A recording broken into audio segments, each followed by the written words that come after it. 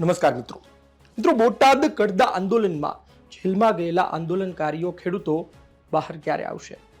તેમને જામીન ક્યારે મળશે? મુદત પર મુદત કેમ પડી રહી છે? આજની તારીખે શું થયું?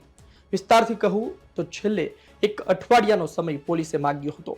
2 વખત એફિડેવિટ લાવતા ભૂલી ગયા પોલીસ.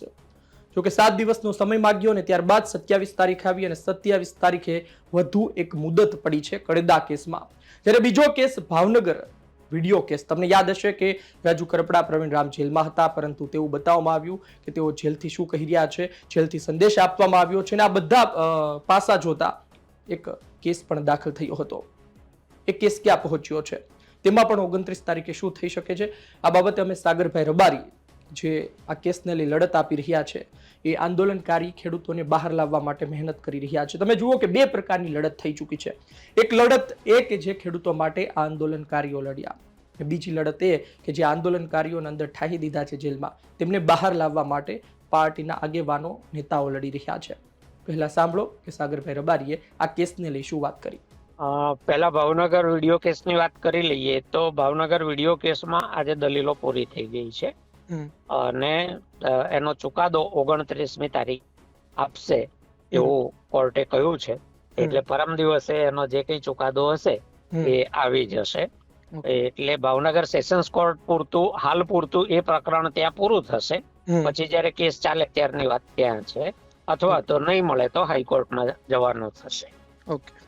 બોટાદમાં આજે જે સુનાવણી હતી એમાં આગળના કેસોની દલીલો લાંબી ચાલી.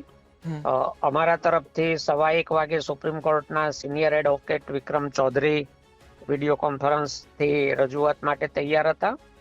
પછી દિલ્હીથી જ સુપ્રીમ કોર્ટના સિનિયર એડવોકેટ રાહુલ વર્માને પણ અમે અહીંયા ફિઝિકલી હાજર રાખ્યા હતા. એ સવારે વહેલા અમદાવાદ એરપોર્ટ ઉતર્યા અને કોર્ટમાં પહોંચ્યા અને લોકલ એડવોકેટ જે અમારા પારસ ટી બાવળિયા અને એમની ટીમ છે એ પણ હતી. પોલીસ એની એફિડેવિટ લઈને આવી ગઈ હતી, એટલે પોલીસ પણ કોર્ટમાં હાજર હતી. આગળની દલીલો લાંબી ચાલી અને રિસેસ પડી, એટલે અમને બધાને, પોલીસને પણ એવું હતું ને અમને પણ હતું કે રિસેસ પછી કોર્ટ આપણને સાંભળશે. પણ રિસેસ પછી કોર્ટમાં ગયા ત્યારે ખબર પડી કે જજ સાહેબ જેલ મુલાકાતે ગયા છે અને 29 તારીખ પડી છે. એટલે સાહેબ કદાચ નીકળતા કોર્ટ સ્ટાફને સૂચના આપતા ગયા હશે કે બાકીના કેસોમાં તારીખ આપી દો. એટલે એ પ્રમાણે અમને 29 પરમ દિવસની તારીખ મળી છે. એટલે પરમ દિવસે ફરીથી બધા વકીલો, પોલીસ, હવે બધા જ બોટાદ કોર્ટમાં હોઈશું.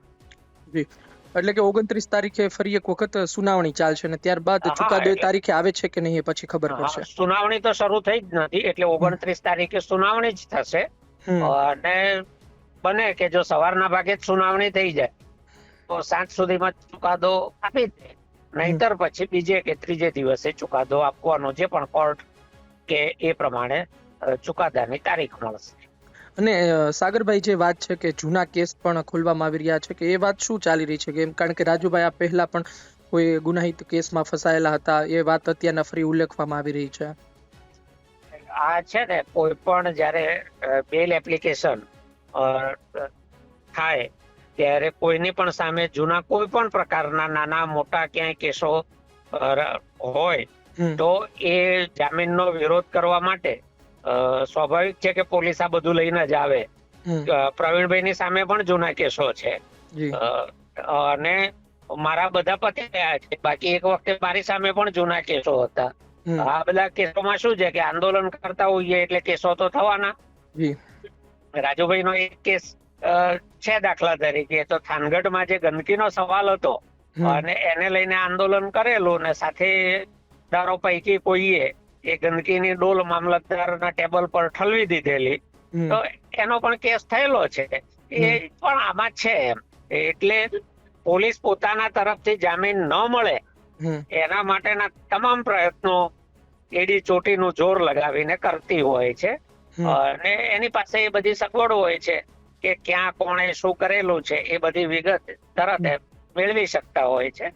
એટલે રાજુભાઈ ના અને પ્રવીણભાઈ ના પણ એવા જે કઈ જૂના કેસો છે એ લોકોએ એફિડેવિટમાં નોંધ્યા છે કે આમની સામે આટલા આટલા ગુના આ પોલીસ સ્ટેશનમાં નોંધાયા છે.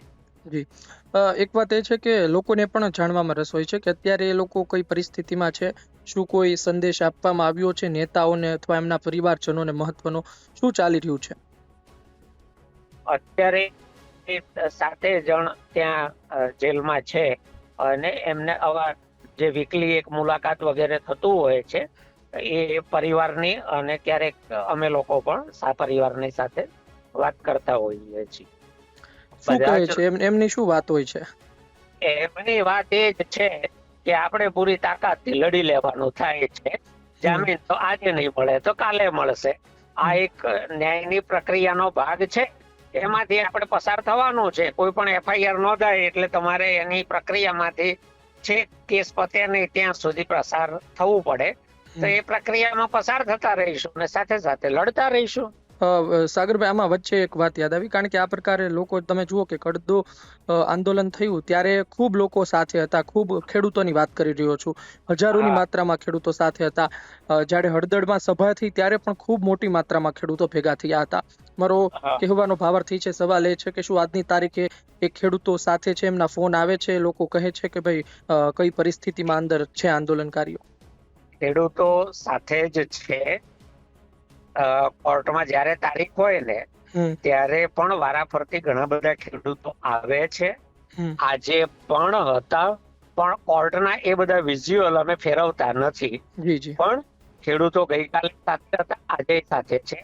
અરે જે લોકો જેલમાં રહીને આવે ને 50, 55, 60 દિવસ, એ ખેડૂતો પણ જયારે ફોન આવે ત્યારે કહે છે કોઈ પણ મીટિંગ હોય તો કહેજો, આવવાનું થાય છે, લડી લેવાનો છે. એટલે રોજે રોજ કોઈ કારણ વગર ખેડૂતોને ભેગા કરવાનો કોઈ મતલબ હોતો નથી. પણ જ્યારે જરૂર પડશે ત્યારે હાકલ કરીશું તો ખેડૂતો ચોક્કસ આવશે, કારણ કે સતત સંપર્કમાં ક્યારેક ફોનથી ક્યારેક રૂબરૂ એ રીતે રહે છે. જી સાગરભાઈ, હવે આપણે આશા રાખીએ કે 29 તારીખે કઈ ચુકાદો આવે, પછી ભાવનગરમાં કેસને લઈને હોય અને પછી સુનાવણીમાં પણ શું થાય છે એ પણ સાંભળવાનું રહેશે. ધન્યવાદ આપ અમારી સાથે જોડાયા બદલ. ખૂબ ખૂબ આભાર ભાઈ. જી, આપે સાંભળ્યું કે શું વાત કરવામાં આવી. યોગ્ય માગ, વ્યાજબી માગ, કડદો કરો છો તમે, સ્વીકારો છો તો પછી લેખિતમાં કેમ ન આપો? આ વાત હતી અને ખૂબ નાની વાત હતી, પરંતુ તેને મોટી કરવામાં આવી. હળદળમાં સભા મળી, એ બુકાની ધારીઓ કોણ હતા આજની તારીખે નથી ખબર, પરંતુ સભા સંબોધતા હતા, ખેડૂતોની વાત કરતા હતા, તેમને પકડી પકડી જેલમાં નાખી દેવામાં આવ્યા. આજની તારીખે મુખ્ય ચહેરાઓ જેલમાં છે. શું એમનો વાક એ હતો કે તેમણે કડદો બંધ કરાવવા માટે પ્રયત્ન કર્યો, લેખિતમાં માંગ્યું? આમાં હવા છે, આમાં ભેજ છે, આમાં આટલા પૈસા નહીં મળે. આ વર્ષોથી ચાલતું હતું. સરકારે ખેડૂતો સાથે ઊભા રહેવાના બદલે વેપારીઓ સાથે ઊભા રહેવાનું પસંદ કર્યું, લેખિતમાં આપવાનું ટાળ્યું અને આ સમગ્ર પ્રકરણ બન્યું. પરંતુ 100 દિવસથી પણ વધુ જેલમાં છે એ લોકોનો શું વાક? શું સત્ય માટે લડાઈ લડવી આજે પણ ખોટું છે? કોઈ ખોટું થઈ રહ્યું હોય તેની માટે તમે આંદોલન કરો, એ આજની તારીખે પણ ખોટું છે. ને ખોટું નથી તો આટલા દિવસથી તેઓ જેલમાં શું કરી રહ્યા છે? આપણે આશા રાખીએ આવનાર દિવસમાં તેઓ ઝડપથી બહાર આવે. જે ઘર્ષણની વાત છે, પોલીસ પર હુમલાની વાત છે, એમાં બુકાની ધારીઓ કોણ હતા એને પણ પકડવામાં આવે ને જાહેર કરવામાં આવે અને તેના સ્ટેટમેન્ટ લેવામાં આવે. ખબર તો પડે કોણ હતા, કોના ઈશારે આવ્યા હતા.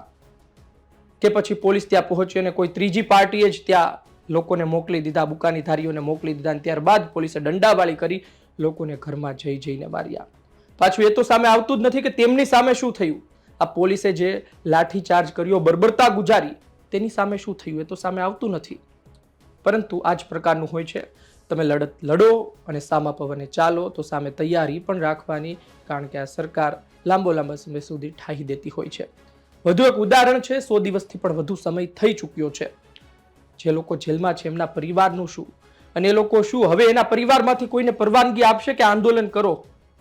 ખેર, અન્ય આંદોલનકારીઓ, અન્ય એવા લોકો કે જે ખોટું સહન નથી કરી શકતા, એ પણ હવે મેદાને આવતા આંદોલન કરતા 100 વખત વિચારશે. આ પ્રકારનો દાખલો બેસાડવામાં આવી રહ્યો છે, જે પ્રથમ દ્રષ્ટિએ લાગે. બાકી નામદાર કોર્ટ આવનાર દિવસમાં શું ચુકાદો આપે છે, શું સામે આવે છે તે જોવું રહ્યું. આપનું શું કહેવું છે કોમેન્ટ બોક્સમાં જરૂરથી જણાવજો. ધન્યવાદ.